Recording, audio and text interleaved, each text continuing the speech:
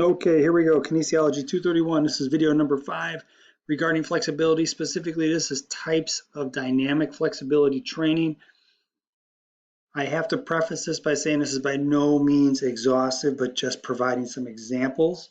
And I just want to jump into this because we have some video review in this presentation, so I want to make sure I have ample time to get to that. All right, so if we look at the differences between dynamic and ballistic, I know the book brought it up before, and we're going to hit on it again. You know, with ballistic is the bouncing movement pattern done at the end of full lengthening. So your muscle is fully elongated and then you do your bounce movement pattern. That would be ballistic. Now, dynamic is more about moving through a range of motion and being able to move effectively through a range of motion. And the book cites a couple different examples in terms of, okay, being able to walk in a lunge position with exaggerated length, etc. And I will point out this, what I like about the book is they're talking about how it can be a function of, or pretty much support, activities of daily living. And they also do a good job of talking about how these movements are very functionally based, and it's part of a progression, and it allows people to go across and trainers to train across a continuum to course correct and adjust activity for people when they come in.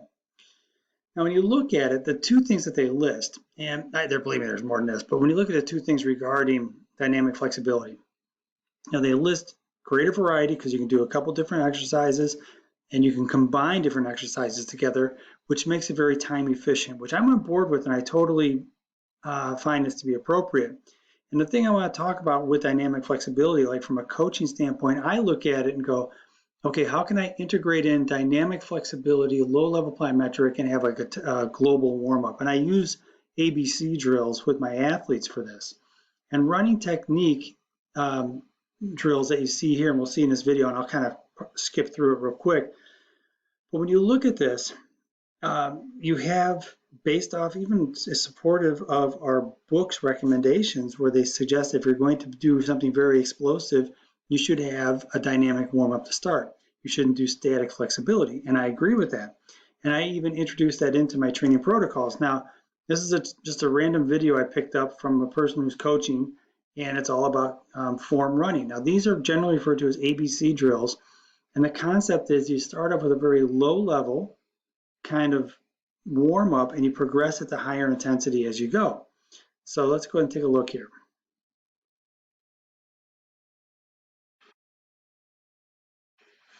Low level ankle mobility. Here he is doing some work.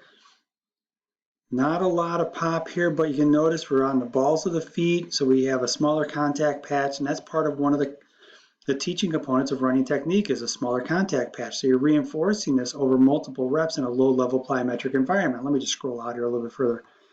We now change it into a higher level with a little more ankle mobility, and the turnover is a little bit different, still on the balls of the feet. Let me take this out a little bit further, and we look at what's going on here. We're going through a larger range of motion, and he's progressing the drills from lower level to higher level intensity, and we're progressing this now to a longer lever. So you can just imagine the backside mechanics here. ABC drills are a combination of frontside and backside mechanics, but you're working on not only leg strengthening on the front side, as per, remember, our bicep curl tricep example, when one contracts, the other relaxes. We have reciprocal inhibition going on while the one side contracts, the other side has to relax to allow for greater mobility. So let's go take this a step further. March and pull through. So you can see now the amplitude is bigger and you have a longer lever, and the longer lever now causes a greater degree of adaptation. So here we have a little more pop, explode, pop. He looked way more athletic than these guys over here, but you can see what's going on. We have a greater degree of down force amplitude and up force amplitude. So you're trying to get an equal and opposite reaction out of the ground. So what you have is this series of drills in a high knee march requires the frontside mechanics to work, to be explosive to drive a knee up, and the backside has to be relaxed enough to allow the knee to come up. So hopefully you look at this and you start to take some of the things that we've talked about in our other lectures, and you start to put together how they can be applied into a very dynamic environment. And this is a very dynamic environment that's a small window into overall training, where you do low amplitude to larger amplitude in a controlled environment with a drill, and then you start getting into more explosive drills. There you go. And then the explosive drills then parlay themselves into a practice environment, and then the practice environment then parlays itself into a game environment. So you can just imagine what's going on in the backside mechanics here, where the hamstrings have to relax to do that. On the front side, you have maximal contraction to allow that leg kick out. So again, this is just an example of how you can use like a running technique drill or a series of ABC drills to go ahead and introduce in a running technique warm-up. And believe me, when these gentlemen are doing this and they have a 20-yard running technique course and they do these maybe 10 different drills, believe me when I tell you, it's very specific in terms of the plyometric effect and the potentiation that you see in the central nervous system, but it's also very much a global type of warm-up, and their body temperature is no doubt going up. So it's a wonderful tool. It's one that I use with my athletes. It's one that I use in my own training and coaching, but it's part of a much bigger process that allows you to introduce in different skills in a low level environment and low risk environment, and then you can go ahead and parlay those later on in a higher risk, more game-like or more practice intensive environment. All right, so when we look at dynamic and flexibility training methods, the book doesn't really shine a big light to some of these, but I just want to point out, we talked about static, we talked about dynamic, we talked about passive, we talked about active. That's great.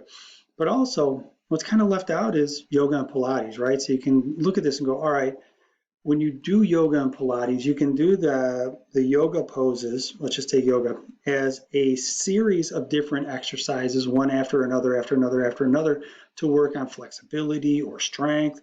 And you can use those in the context of a class and have a series of poses.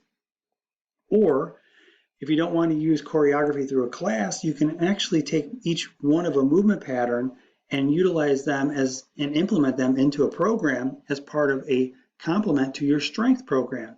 So maybe you do lunges, and then from lunges you go to warrior one or triangle. If you want to look those up, you can look those up. And you do like those different types of poses as a way to work on flexibility and mobility in between your strength training. I've done that 1,000 times in my workouts, where I've done yoga strength, yoga strength, yoga strength with my clients as a kind of like a yin yang, if you will. Foam rolling's great.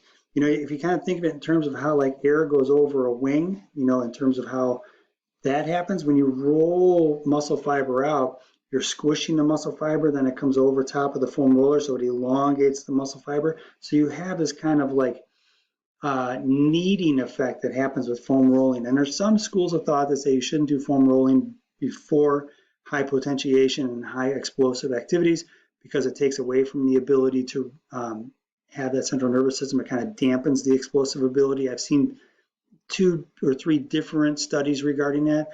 I just gave you guys a nice article review you can look at that kind of encapsulates a number of different other articles. And then with primal movements, I want to spend a little bit of time on this because I think this has its place. It's not just something that you can use like in a wrestling environment, but it's also something you can use with your clients. Let me pause this while it loads. Okay, so I'm gonna go ahead and mute this guy. When you're doing this, you'll notice that you have a series of transition movements from a squat, out, out, out, back in, back in, back in. So now just think of the body as a series of muscles that are all interconnected. Getting back to our fascia conversation a little bit ago, you can just imagine this type of movement pattern and what it can do in terms of flexibility. And if you have somebody who's tight and has challenges, even getting into maybe a plank or push-up position, you may have to temper this to be able to accommodate that person, but realize these types of movement patterns are great movement patterns in terms of having people learn how to move again, this kind of whole integrated movement. Now there's some stuff you can throw your people straight away. Stuff like this might be pretty good for them, but when you get into down, down, and then eventually he'll bring his hips up and over, that's going to be a more challenging protocol. I'll kind of scroll off to one over here. hamstring walk, folding over, hamstring walk. So you can just imagine the hamstrings like a big rubber band going from sole of the foot. This is the way I describe it visually to my clients. Sole of the foot, up the back of the knee, up the back of the knee, around the hip, and every time you hinge over, hamstring stretch, hamstring stretch, hamstring stretch. Heel to toe, very deliberate. You notice that? Heel to toe, heel to toe. So again, it's not exhaustive. It's not 100% something you can do and should do with everybody, but realize this is another type of flexibility protocol that's out there. It's dynamic in nature that allows people to kind of reacquaint themselves with primal movement patterns that they get out of. They just frankly get away from those from being seated at their desk all day. All right, guys, that's where I'm going to stop this one and look forward to the next one.